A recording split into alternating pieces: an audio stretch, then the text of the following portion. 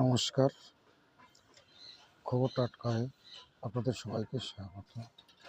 বর্তমানে একটি পোস্ট ঘিরে খুব ভাইরাল হয়েছে আমাদের প্রিয় দেবাংশু দাদা ভাই।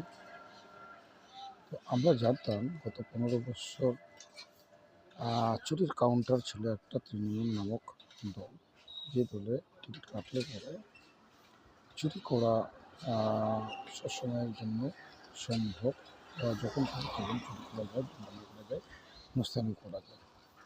কিন্তু দেবাংশু দাদাভাই একটি পোস্ট করেছেন নাকি ডিম থেরাপি আর কোমরে দড়ি করা নিয়ে সে খুব আনন্দিত।